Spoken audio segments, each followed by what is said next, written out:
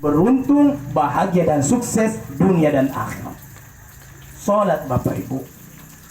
Kalau anak-anak dalam sebuah hadis, kalau umurnya 7 tahun disuruh sembahyang. Masuk 10 tahun teneros sambayan di pepetomi. Nah kira-kira kalau 10 tahun di pepe, kalau 20 tahun, 30 tahun, 40 tahun teneros sambayan di apa kira-kira? Nah di apa nih? Ya. Padahal bayangkan Bapak Ibu, salat atau sembahyang yang kita kenal, kalau tidak bisa kita berdiri boleh duduk. Tidak bisa kita duduk boleh dengan keadaan baring. Tidak bisa kita baring di sholat imani gitu. Ada orang ketika dia meninggal, sebelum dia meninggal tidak pernah itu sholat kodong. Nah lewat-lewati di masjid kah? Tidak mau sembahyang, tidak percaya dengan seperti itu. Pas kita meninggal, motongi disembayangi. Upa nuantu. Erotong ko disolati sampai upa nuantu lebih tinggal kamu begitu. Kan tidak percaya kok. Dipacinikkan membantu. Bapak Ibu yang rahmati Allah Subhanahu wa taala, hari pembalasan itu ada. Kenapa Allah berikan kita tidur? Makanya kata saya bilang tadi, ada kata wafat dalam Al-Qur'an. Allahu yatawaffal anfusa hina mautiha. Orang yang diwafatkan Allah Subhanahu wa taala itu akan diambil nyawanya ketika sudah tiba masanya. Wallati lam tamut fi manamiha, dan orang yang belum tiba masanya dia akan diwafatkan ketika tidurnya. Jadi itu tidur pada hakikatnya mati kecil. Jadi orang yang suka dan hobi tidur berarti dia hobi mau cepat mati. Kan seperti itu. Nah kalau orang yang tidur, biasanya kita mimpi Bapak Ibu. Mimpi itu sebenarnya bukan hanya bunga-bunga tidur, itu dipakacinikan. Bayangkan Bapak Ibu kalau mimpi enak-enak, pasti ketika dibangunkan ada rasa kecewa. Ngapa lu pembangun, nggak bagi nama podeng mimpi itu tadi ada de luar biasa enak, namun ketemu ma ini, ketemu ma itu. Tidak mau rasanya bangun dari tidur. Padahal orang yang di luar yang melihat kita tidur hanya sekedar terbaring begitu saja. Sebaliknya, kalau kita mimpi buruk, niondang pergi setan atau kulek lari, ya lari di tempat ki, pasti dibangunkan luar biasa bersyukur. Tak ada deh, untuk kasih bawa tadi, baru kemarin tadi itu diburuk karena tak bisa lari, jadi kurang ajar lah. Nah, padahal itu hanya secuil begitu kira-kira azab yang pedih. Itu pun baru sedikit. Bahkan ketika orang sakaratul maut Bapak Ibu, itu sudah mulai proses pengazaban. Ekstra anunya permulaannya. Orang beriman ibaratnya itu ibarat air embun yang jatuh dari dedaunan. Cara ditariknya. Tetapi orang yang kafir, orang yang penuh dosa, itu ibarat daging atau kain yang basah dililit di dalam duri, kemudian dibesokkan. Luar biasa. Dan ketika dia ditarik, nah itu kan dari ujung kaki sampai ujung kepala. Nah ini ada ilmunya Bapak Ibu. Kalau misalkan orang yang di proses sakaratul maut itu ditalkin, ini ilmu ini, talkin ki Bapak Ibu. Bagaimana caranya mentalkin? La ilaha illallah. Tuntun dia, bisik di telinganya, telinga kanannya. La ilaha illallah. Nah ketika dia sudah mengucapkan la ilaha illallah, lebami, tinggalkan dia, tidak apa-apa. Yang penting sudah yang sebut tadi, matungnya. Tak banget sih, baik. Bagi juga tak pagi tas. Oke. Ya. Oke, dia dulu. Lagi tong ini kajajah iklan nah. Ya. Jadi ketika itu ditalkin, kalau sudah tinggalkan. Jangan kipasai, apalagi kalau ada keluarga Nabi Siki bilang, Pak, itu tanahnya bagaimana, itu cincinnya, itu rumahnya bagaimana, kodong, lalu saya kasih tahu, itu semakin sulit dia. Jangan kodong, tinggalkan gitu. Bisiki dia dengan talkin dia la ilaha illallah. Kalau perlu ada anaknya di sampingnya yang baca Yasin, ada yang baca zikir, ada yang menuntun dia. Kalau sudah, ini sudah. Nah, ketika nanti ruhnya itu ditarik, itu biasanya matanya itu terbuka karena dia lihat ruhnya pergi. Ya, lihat ruhnya pergi, apa dipare, apa kita lakukan? Nah, ketika sudah seperti itu, maka kita berdoa. Allahumma gfir, misalkan Allahumma gfir li Syafiuddin dan Ya'la. Ya, jadi ya Allah ampuni dosa-dosanya. Ya, kemudian setelah itu ada juga yang biasa membaca Bismillah wa ala millati Rasulillah. Baru dia tutup matanya. Ya, baru dia tutup matanya. Nah, biasa ada orang plesetkan ini. Jangan sampai nanti Bapak Ibu, kalau nanti sampai di rumah kita mau coba-coba dongi, jangan dulu. Ya, jadi begitu caranya. Sudah nanti ditutup, nah, didoakan seperti itu. Ya, jadi Bismillah wa ala millati Rasulillah atau Allahumma ghfir, ya Allah ampuni dia, sebut namanya siapa. Ya, jadi seperti itu. Nah, kemudian biasanya ketika orang yang meninggal itu keluar kiirkul jiben di atasnya. Nah, itu tanda-tanda orang yang husnul khotimah. Ada sulki somos kede di atas keningnya itu. Nah, itu orang husnul khotimah itu. Ya, jadi kalau mau kita tahu ini husnul khotimah atau tidak, sini ki niat jinjo ka, aku nanya itu alhamdulillah. Semoga termasuk husnul khotimah. Tapi jantung ki benar tahu kini bilang tadi ustaz ka. Pas ada keluarga tasakaratul maut siap mentoni sompro-sompro, karena sompro sampai pun bagi. Tidak seperti itu Bapak Ibu. Itu murni. Kenapa? Kata ulama hadis, kenapa sampai keluar irkul jibun songok nan jurateanga? Karena dia malu dipacini kami tempatnya di surga. Dia lihat tempatnya di surga, dia malu karena amalnya sedikit sehingga bentuk ucapan malunya keluar irkul jibun namanya. Bapak Ibu rahmat Allah Subhanahu wa taala, kita kembali ke salat. Salat kalau kita lihat di dalam Al-Qur'an, seluruh kata salat itu menggunakan alif lam. Menggunakan alif lam yang artinya sembahyang, ibadah spiritual kepada Allah. Kenapa pakai alif lam? Karena ibadah salat yang kita tunaikan itu tidak bisa sembarang. Tidak bisa. Makanya ada hadisnya sallu kama ra'aitumuni usolli. Salatlah kalian sebagaimana kalian melihat aku salat, kata Rasulullah. Katanya terlalu diciri Rasulullah. Jadi bagaimana Ustaz? Belajar aku ciri hadis-hadisnya. Belajar melalui hadis-hadis Rasulullah. Sawala kak naken belajar si sirik kak. Pilih nih sirik mau ngapain nang mate. Mate sirik kuntu. Ya. Harus belajar, tidak boleh asal-asalan. Salat tidak boleh asal-asalan. Bahkan kan selalu begini kita biasa salat. Puna sambayang mikir Allahu Akbar, apalagi puna sendiri-sendiri, ya. Puna riba lagi sambayang. Kita salat Allahu Akbar, rakaat berapa ini diurangi sambarang, jemurang, indrang, apa-apa ya diurangi kamu sudah. Karena apa? Bisa jadi tata cara dia bersuci tidak benar, sehingga tidak bisa khusyuk. Ketika dia takbir asal-asalan tongki, bagaimana caranya bisa diterima sholatnya? Apalagi boleh kena sambayang, sambayang belum tentu diterima, apalagi yang tidak sholat. Bayangkan Bapak Ibu, coba kalau di sini tempat kita, kalau didengarnya azan, Allahu Akbar, Allahu Akbar, semua bergegas keluar rumah, siap-siap anak membangunkan, bersiap-siap suami membangunkan istrinya, istrinya menyiapkan anaknya untuk sama-sama pergi sholat. Indahnya luar biasa. Karena dia tahu nama Tedeki mau ditinggalkan, karena ini bukti nyata tidak akan dibawa Bapak Ibu kecuali amal itu tadi. Allahu Akbar, Allahu Akbar. Keluar masjid, mana bosi, tidak apa-apa, insya Allah. Yang penting tetap beribadah. Nah, itu kenapa Bapak Ibu, kenapa saya bilang sholat itu penting. Di dalam Al-Quran Allah janji ada 5 hal. Kalau 5-5-nya ini belum pernah ada yang menimpa kita, berarti sholat kita yang kita tunaikan siang malam ada yang salah. Yang pertama, orang yang sholat itu akan dihindarkan dari perbuatan keji dan mungkar yang kita kenal fahsya wal munkar. Di dalam Al-Quran dua sumber kejahatan. Ada namanya fasya, ada namanya mungkar.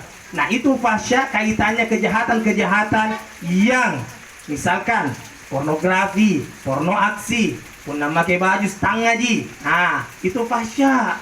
Mungkin banyak Bapak Ibu yang rahmati Allah Subhanahu Wa Taala. Saya biasa kaget, tidak dia. Saya cuma menyampaikan Bapak Ibu. Kadang anak-anak kita apalagi Benea bodong. Kalau kita lihat pakai pakaian seksi dibiarkan, apalagi kalau bikin video-video TikTok dan sebagainya. Kita tidak tahu Bapak Ibu. Bisa jadi mereka yang akan menyeret kita masuk neraka. Betul itu, ada jelas hadisnya. Kenapa kita tertawa lihat, ya Allah saya bilang. Dan bagi akhwat-akhwat yang perempuan-perempuan, mudah-mudahan nelangnya regine bodong, yang belum berhijab ditutup karena itu barang mahal. Anu lamu orang kaji jadi pakai sini. Betul. Jaga itu kehormatan. Rasulullah SAW mengangkat derajat perempuan. Jangan kita hinakan diri kita dengan seperti itu. Jaga. Kalau orang jahat melihat itu dosa jariah. Bahkan meninggal maki kodong masih berdosa gara-gara foto tak kita pasang atau video tak kita pasang. Orang nikmati, orang bermaksiat gara-gara kita. Luar biasa. Azab mungkin belum begitu. Itu manusia. Kenapa cili? Tetapi dalam Al-Quran kalau kita baca artinya mau saja kodong. Kalau tidak bisa bagi belajar baca itu artinya orang-orang yang diazabkan, yang masih dikubur, luar biasa jeritan mereka. Hanya untuk hidup sebentar bersujud dan minta ampun kepada Allah. Karena nalangnya minacin injo azab ternyata tojeng. Nah kita yang masih hidup memanfaatkan atau tidak. Jadi betul-betul dijaga ya anak, tak dijaga seluruh keluarga, terutama yang perempuan. Kenapa? Karena bisa jadi kita yang beribadah saja itu bisa dikirim ke neraka, apalagi tenamen tomo godong. Luar biasa Bapak Ibu. Ya. Dan yang kedua ada namanya mungkar. Membunuh mungkar, korupsi mungkar, membuat orang bertikai itu kemungkaran. Jadi orang yang mendirikan sholat kata Allah dihindarkan dari perbuatan keji dan kemungkaran. Tetapi sholatnya harus benar dulu. Makanya belajar. Meskipun ustaz tolong anaknya kodong tekan mami belajar, kita masih ada umur. Sebelum itu ajal sampai di kerongkongan. Itu yang pertama. Yang kedua, ibu-ibu, bapak-bapak yang sering galau atau teman-teman saudaraku semuanya, adik-adikku sekalian yang sering galau, kan sekali-sekali galau miseng, apa miseng. Allah sudah janji orang yang mendirikan sholat dengan baik dan benar akan dihindarkan dari sifat galau, akan ditenteramkan hatinya. Itu orang yang mendirikan sholat. Ala bidzikrillah tatmainnul qulub. Bukankah dengan berzikir kepada Allah, Allah akan tenangkan hati kita? Bukankah dalam sholat itu banyak zikir? Zikir apa? Mengingat, menyebut itu zikir. Kalau kita mengingat diurangi baru disebut, itu namanya zikir. Kalau ada kan kita banyak ini menyebut Allahu Akbar, Bismillahirrahmanirrahim, Alhamdulillahirrahmanirrahim. Itu menyebut, tidak meresapi, tidak mengingat. Bayangkan Bapak Ibu, ketika kita ingat ke anak, tak ingat ke suami kita ingat itu, kita sebut juga namanya. Kita ingat almarhum, begitu baik, pernah dibantu, pasti diingat di kodong. Sambil kita sebut namanya, itu namanya zikir. Ya, kalau misalkan diingat tidak disebut, bukan itu zikir. Itu menurut ulama. Makanya orang yang sholat akan ditenangkan hatinya. Kemudian ini kiro, siapa min dikasih ke 10 berwarna. Oke, setengah 10. Kita lanjut lagi. Kemudian yang ketiga, jadi tadi dihindarkan dari perbuatan keji dan mungkar. Yang kedua, ditenangkan hatinya, dihindarkan dari kegalauan. Yang ketiga Bapak Ibu, orang yang mendirikan sholat akan diberikan rezeki dari arah yang tidak diduga-duga. Ya, bukankah ketika Allah menjelaskan tentang ketakwaan, Allah mulai dengan iman kepada hal yang gaib, kemudian menyebutkan kata sholat. Alladzina yu'minuna bil ghaibi wa yuqimunas sholat. Dan mendirikan sholat dengan baik dan benar. Maka orang yang mendirikan sholat, kata Allah, akan diberikan rezeki dari arah yang tidak diduga-duga. Kan biasa, ini orang yang mendirikan sholat betul-betul, insya Allah itu akan ditenangkan. Masalah rezeki tidak akan pusing, itu dia. Tidak akan pusing. Orang yang mendirikan ibadah sholat dengan baik dan benar. Bapak Ibu, kalau tidak percaya, coba nih. Coba nih, istiqomah dulu. Jaga 1 bulan sembahyang tak. Kemudian lihat apa yang terjadi dengan kita. Insya Allah akan ada perubahan itu. Tidak sampai di situ, kata Allah, dia akan diberikan solusi, jalan keluar dari setiap masalah yang dihadapi. Dan solusinya dari Allah langsung diajarkan. Makanya wattaqullah wa yu'allimukumullah. Tingkatkan ketakwaanmu, maka Allah akan ajarkan kamu. Dengan sholat bertingkat ketakwaan, dan Allah akan memberikan jalan keluar dari setiap masalah yang dihadapi. Masalah keluarga, masalah pekerjaan, Allah berikan yang terbaik, Bapak Ibu. Hanya satu yang Allah minta, tunaikan sholat dengan baik dan benar. Itu sudah 4. Yang terakhir, orang yang mendirikan sholat, kata Allah di dalam Al-Quran, qad aflahal mu'minun alladzina hum fi sholatihim khashi'un. Maka beruntung, sukses dan kebahagiaan bagi mereka orang-orang mukmin yang mendirikan sholat dalam keadaan khusyuk. Kenapa disambayang, Ustaz? Hayya 'alas shalah. Allah memanggil, wahai hamba atas sambayang kamu suko. Untuk apa? Hayya 'alal falah. Sini semua. Kemai mau beri. Saya kasih kamu kesuksesan. Yang belum sukses, yang belum bahagia, sambayang kok. Saya kasih kamu kebahagiaan dan kesuksesan. Nah, kata falah tiap hari didengar melalui azan, kumandang azan. Tapi bagi tong injo panitia masih jika nah siapkan itu kan azan yang bagi-bagi ka sarana. Teh tutuhaya kudu yang lobet ka. Kabiasa pun dilangir tong ya lobet tong ya dari tiba-tiba tong ki malas. Nang dan ay. Biasa makal lagi. Biasa makal karena ate ini juga mah. Biasa dan seperti itu. Anak muda iya merasa masa yang tua mami. Anak muda sekarang yang keren, yang ini masuk kita waktunya anak muda iya ini. Ya, jangan bilang itu anak muda ini. Yang tua aja tidak, karena kematian akan datang. Yang banyak anak muda meninggal juga ji. Jadi yang masih muda sambayang juga Pak. Jangan sampai orang tua saya azan terus nih bodoh. Kan bagi itu anak muda masih bagus suaranya, apalagi kekuatannya. Nah, manfaatkan itu. Kemudian kenapa dalam Al-Quran kata falah diganti jadi aflah? Aflah itu adalah kesuksesan dan kebahagiaan yang tidak mau dilepas. Karena Allah tahu hambanya itu kalau sudah senang, sudah bahagia, sudah sukses, tenar Allah pasang kebahagiaan dan kesuksesannya. Bukan begitu Bapak Ibu? Pasti tidak mau, makanya Allah pakai aflah. Kalau tidak mau dilepas kebahagiaan dan kesuksesannya, sambayang dibagi-bagi. 1 jina tapi 5 janjinya Allah. Pertanyaannya, bagi yang sembahyang ini, dari 5 yang disebutkan tadi berapa yang dirasakan? Karena kalau orang yang tidak sembahyang, kami ditanya katanya pasti tidak ada. Yang sembahyang dulu. Jadi yang belum sembahyang ki. Yang sudah sholat perbaiki sembahyang tak. Yang belum sholat masih ada waktu, dirikan sholat Bapak Ibu. Sholat ki. Saya cerita seperti ini karena betul-betul berapa miku hadapi orang sakaratul maut. Masih anu na ustaz kayak iya memang. Mungkin kita lihat kayak masih muda na itu. Acak dicari kan uji ini. Ya. Banyak miku kuliah. Berapa nih orang datang sampai tengah malam, Ustaz, kenapa Ibu? Ibu don sakaratul maut kianu. Ada 10 anaknya, banyak cucunya. Masa 1 orang tidak ada bisa tuntun gitu Ibu? Nah, bayangkan percuma Bapak Ibu. Makanya kalau ada anak tak kasih belajar ki di TPA belajar ki mengaji, belajar ki sholat. Keluarkan uang tanda apa-apa banyak keluar, itu akan menjadi amal jariah dia kalau jadi anak soleh, anak soleha. Sepeser pun mana si sabu dipasurin jodoh untuk kesuksesannya menggapai ilmu akhirat, itu menjadi amal jariah buat orang tuanya. Tetapi ketika kita mengeluarkan uang berjuta-juta untuk kepintaran, kecerdasan dia, matematika dan sebagainya, saya tidak melarang seperti itu. Tetapi tidak ada jaminan akan menjadi amal jariah buat keluarganya.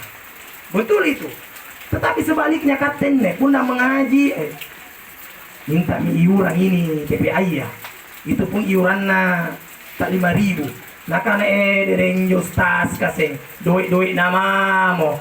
Sangat saya yang gratis je dereng yo. Selalu kita itu pikir sekali itu uang 5.000 rupiah untuk kita kasih. Padahal 5.000 je. Sekali kalau misalkan korun les anaknya yang mungkin bayarannya sampai 50.000 ratusan ribu nah ada minta dia mati meja bolong anakku itu mau pelajarannya. Selalu kita berpikir kepada hal-hal yang sifatnya dunia. Mereka sukses belum tentu mampu untuk menalkin kita nanti ketika sakaratul maut. Cara ada ki memang, milioner ki memang, tetapi mending kalau ingat ki dia sukses sama istrinya ketika kita sakit, ada yang tidak. Biasa tidak. Bahkan ketika kita meninggal pun upah pun membantu tomi karena tugas kita di luar negeri misalkan. Ini yang kita harapkan, padahal bukan itu Bapak Ibu. Kita mengharapkan ketika nanti sakaratul maut ki, garing ki, ada anak tak di samping kita yang mengajikan ki, yang senantiasa zikir untuk kita, yang senantiasa doakan ki. Ini yang kita tunggu. Bayangkan kalau sakit ki sendiri kalian tak jadi balak dong. Tidak cici ki padahal banyak anak tak, banyak cucu tak. Biar sahabat tidak ada mau lihat ki. Padahal ketika kita masih muda kita kasih sekolah, kita kasih sukses ki. Tapi apa balasannya? Karena kita utamakan dunianya, bukan akhiratnya. Bapak Ibu dan rahmati Allah Subhanahu wa taala. Ada anak tak masih kecil, dilihat ki joget-joget tanpa busana, maka laki. Paski nanti lompo, pakaiannya tidak bisa diatur, baru ke geleng kepala ngaruh-ngaruh, nalawan mati. Padahal kita dididik dari kecil. Kita didik mereka dari kecil sampai dia remaja karena pembiaran kita sehingga dia seperti itu. Nah, dari sekarang Bapak Ibu, karena mereka itu hanya mengikut, meniru. Kalau ada anak tak didik baik-baik, karena itu yang akan temani kita nanti. Bapak Ibu rahmati Allah Subhanahu wa taala. Jadi tingkatkan ibadah salat. Sekali lagi sembahyang sebelum kita disolati nanti. Salatlah sebelum kita disolati nanti. Itu satu. Jadi kalau nanti jangan malu-malu. Kan biasa ada tuh itu malu-malu nampe sulu na cili kerong. Itu na jiano dengan unjo. Siapa na cili kana pakanai ka tawa sembahyang mi.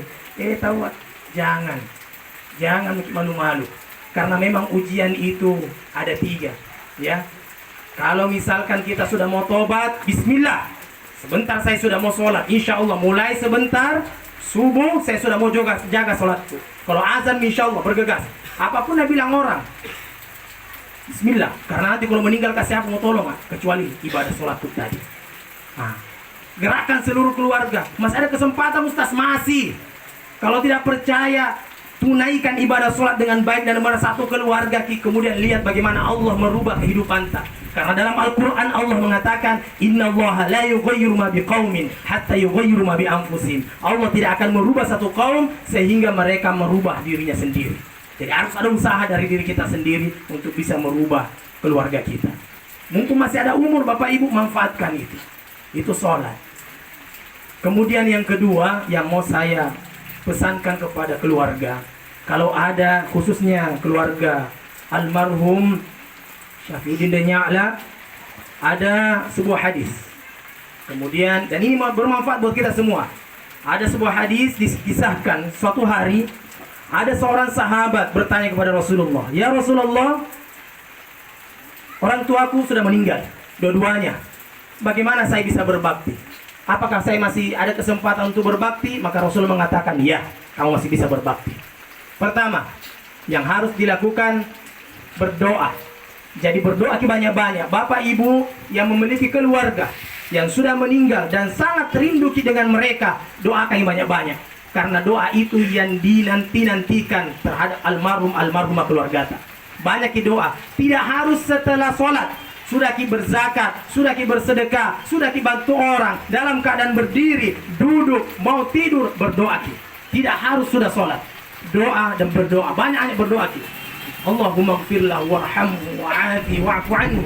Ya Allah, kalau tidak tahu ki bahasa Arabnya bahasa Indonesia, tidak tahu ki bahasa Indonesia bahasa Makassar, tidak tahu ki bahasa Makassar bahasa Bugis, tidak tahu mungkin PPP, oke dalam hati. Yang penting berdoa, karena Allah mengetahui apa yang ada dalam hati kita. Berdoa kita, itu yang pertama. Yang kedua, mintakan ampun atau istighfar untuk dia. Ada sebuah hadis dijelaskan, Inna Allah Azza wa Jalla, sesungguhnya Allah mengangkat derajat seorang hamba yang saleh di dalam surga. Maka mereka berkata, qala ya Rabbi anna li hadza.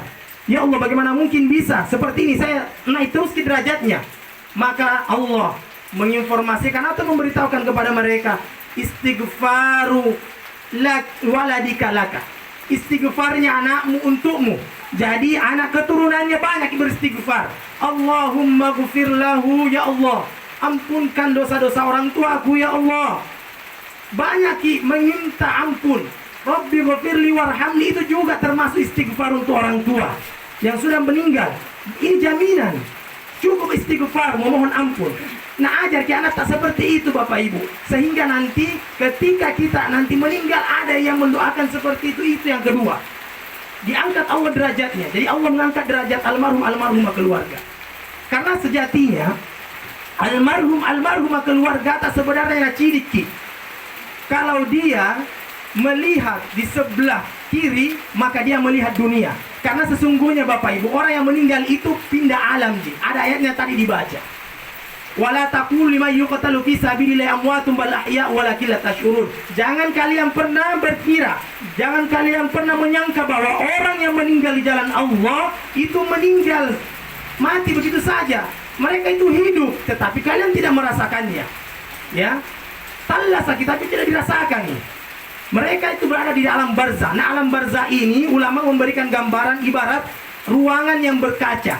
Kemudian dia berada di dalamnya dan tidak bisa keluar.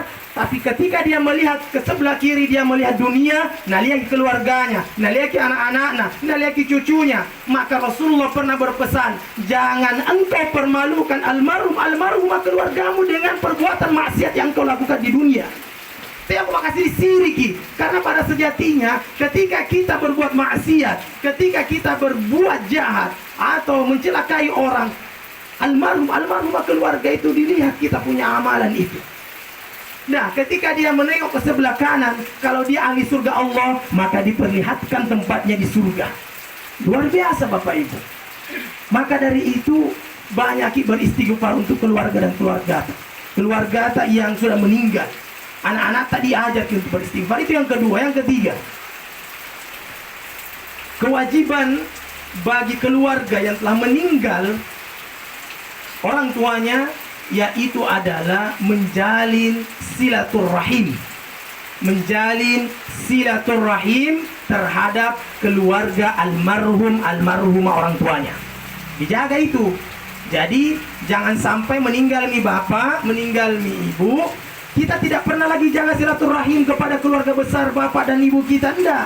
Disuruh dijaga. Itu namanya silaturahim karena ada hubungan rahim. Karena banyak jaiton berkata biasa, mau pergi silaturahim di tetanggaku deh, padahal tidak ada hubungan darahnya. Banyak yang kita selalu silaturahim, mau silaturahim dulu ke kowe salah, itu ukhuwah Islamiyah namanya. Kalau silaturahim itu dari bapaknya bapak tak lagi sampai 3 itu turun ke bawah, karena itu rahim, satu rahim namanya. Makanya janji Rasulullah dalam hadisnya, barang siapa yang menginginkan panjang umur, dilapangkan rezekinya, maka rajin-rajin bersilaturahim ke keluarga. Maksudnya cini kinyo manggenu, cini tongin jo kolondainu, cini tongen dinu. Kita bersilaturahim. Kadang kita sukses, lupa kita dengan keluarga yang selalu kita jenguk itu sahabat-sahabat takji. Kalau banyak mati lupa mi garing punah umpak poin di sini. Padahal yang dijanjikan itu adalah keluarga ta. Banyak anak yang sukses, tetapi berapa orang yang sering menjenguk bapaknya di rumah, yang biasa belikan hadiah, padahal dia tidak tahu bagaimana pengorbanan ibunya dulu ketika dia masih kecil, bapaknya ketika dia masih kecil, luar biasa. Tapi ketika sudah besar, aduh, banyak seperti ini. Makanya dijaga itu. Yang keempat, dipenuhi seluruh janji almarhumah keluarga. Jadi kalau ada janjinya dipenuhi itu. Dipenuhi ya, apa-apa saja. Ya, apalagi utang piutang tentunya. Ya, tetapi kalau kita ikhlaskan, alhamdulillah, semoga itu bisa menjadi sedekah terbaik yang memberatkan mizan kita nanti di hari kemudian. Nah, itu. Kemudian setelah itu yang terakhir, memuliakan sahabat almarhumah keluarga kita. Jadi kalau ada sahabatnya, oh dimuliakan. Oh ini sahabatnya bapak dulu, ini sahabatnya ibu dulu, dimuliakan, tidak boleh tidak. Itu wasiatnya Rasulullah SAW. Begitu caranya berbakti terhadap keluarga kita.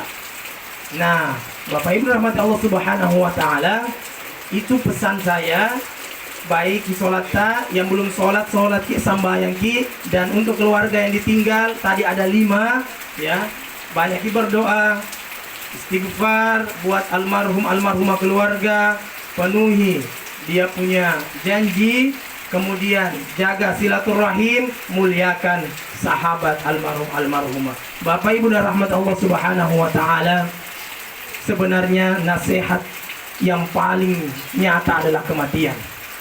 Jadi manfaatkan nasihat ini. Artinya apa? Kita semuanya akan kembali menghadap kepada Allah. Entah itu kapan Bapak Ibu. Begitu banyak dosa yang kita perbuat sehari semalam. Maka dari itu Allah memanggil dalam hadis kudusinya, ya ibadi. Dengar baik-baik ini hadisnya. Kullukum dhalun, wahai hambaku, seluruhnya kalian adalah sesat, illa man ihtadaituhu, kecuali siapa yang aku berikan hidayah kepadanya. Kata Allah, fastahduni ahdikum, maka mohonlah hidayah. Dengar baik-baik, mohonlah hidayah, niscaya aku akan berikan hidayah kepadamu. Mohon ki Bapak Ibu, jangan ki bilang tena panah hidayah, tena panah kubar, tena tidak, belum ada hidayah. Kenapa tidak sembahyang? Tena apa hidayah, tena apa hidayah, tena bukan, tidak. Minta ki hidayah, berusaha ki Bapak Ibu sebelum ajal menjemput. Bahkan Firaun yang begitu angkuhnya menganggap dirinya sebagai Tuhan, mate tonji, sampai Firaun ajalnya atau ruhnya sudah sampai di kerongkongan apa nakana. Ini amantu billazi amanat bihi banu Israil wa ana minal muslimin, dia balikan surah Yunus. Saya beriman kepada Tuhannya Bani Israel, wa ana minal muslimin, saya juga termasuk orang muslim. Bayangkan Firaun yang memiliki kerajaan, katanya apa ji? Kalau mau dibandingkan Firaun, bahkan di dalam Al-Quran Allah abadikan, fal yauma nunajjika bi badanika litakuna man khalfaka ayah. Pada hari ini Firaun, aku akan abadikan jasadmu untuk dilihat orang-orang setelahnya. Bayangkan untuk dicidiki, kata diseninya Firaun, Allah abadikan. Bayangkan berapa ilmuwan yang teliti, kenapa bisa Firaun itu jasadnya abadi seperti itu. Allah mau perlihatkan kepada kita supaya ini ada rasa ingin bertaubat kepada Allah. Firaun lagi yang begitu angkuh mate tonji sampai diabadikan, perlu butuh bukti apa lagi? Kematian pasti Bapak Ibu. Kapan kita mau berubah? Maka kata Allah, litakuna liman khalafaka ayat, untuk pelajaran bagi orang setelahmu. Kalau Firaun tidak bisa menjadi pelajaran buat kita, dan lekanta nenek niat monne mati nih kodong. Almarhum begitu baiknya, mungkin ada yang pernah ditolong tapi meninggal tonji. Ambil itu pelajaran Bapak Ibu. Setelah itu dilanjutkan lagi, ya ibadi, wahai hambaku, kullukum arin, setiap kalian sebenarnya itu telanjang, tidak ada apa-apanya, kecuali yang aku berikan pakaian. Fastaksuni aksukum, kata Allah, minta kau sama saya, minta sama saya pakaian, maka aku akan berikan pakaian itu. Dengan apa? Dengan usaha tadi dan berdoa, ya Allah, berikan aku yang terbaik dari rezeki yang kau berikan. Dikasih. Setelah itu Allah pun mengatakan, ya ibadi, wahai hambaku. Jadi dipanggil, innakum tukhti'una billaili wan nahar, sesungguhnya kalian, saya tahu kalian melakukan kesalahan billaili wan nahar, di malam hari dan di siang hari. Saya tahu, kata Allah, saya tahu kalian melakukan kesalahan di siang hari dan di malam hari, kata Allah. dan saya mengampuni seluruh dosa-dosa. Maka dari itu, mohon ampunlah kepada aku, kata Allah. Niscaya aku akan ampunkan segala dosa-dosamu. Jadi tidak ada yang tidak diampuni, Bapak Ibu. Mumpung ada umur, manfaatkan. Yang selama ini bentaki orang tuanya, yang selama ini nangai siba jirdaen nandina, saat ini minta maaf Ki.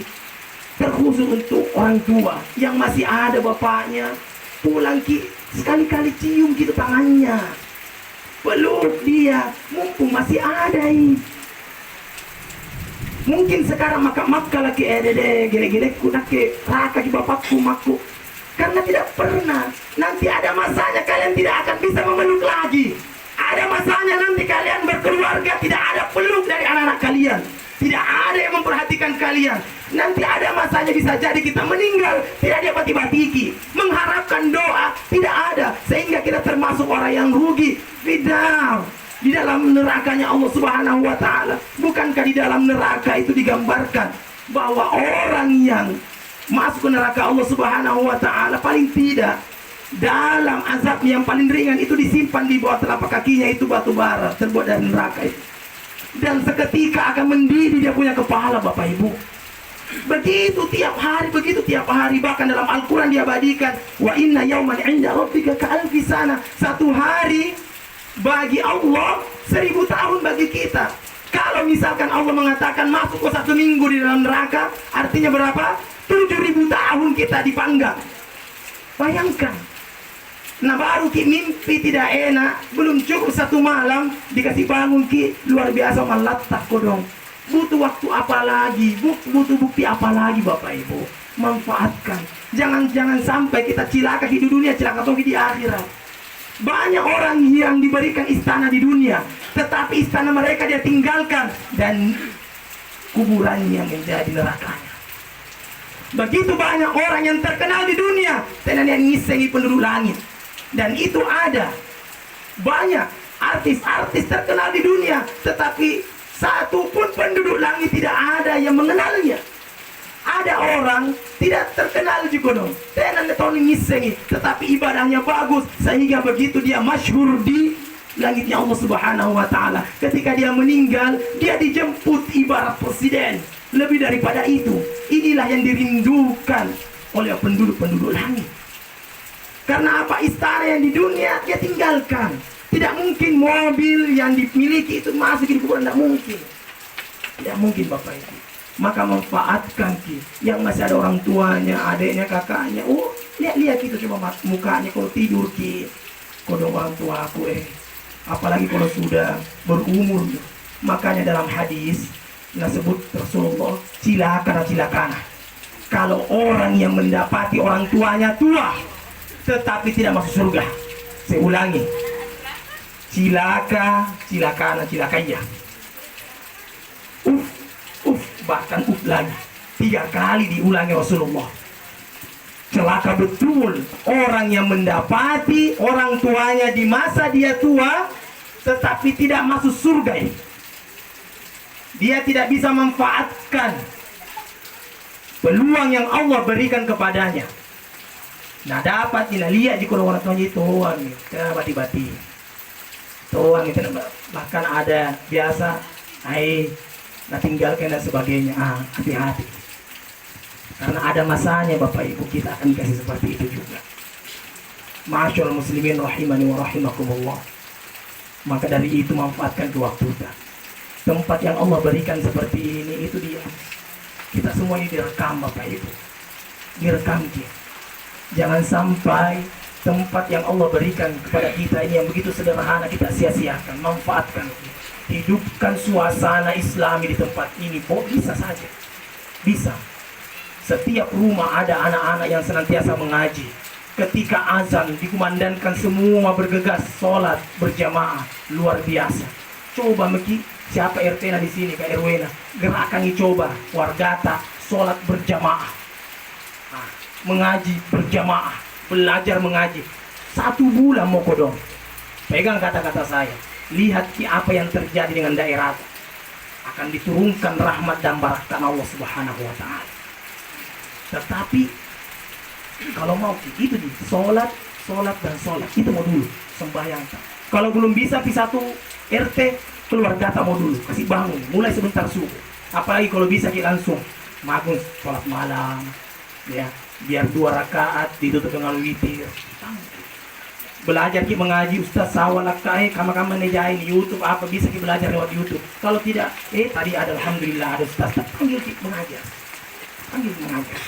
Ya, karena kenapa tadi? Pasti itu nanti diuji kita.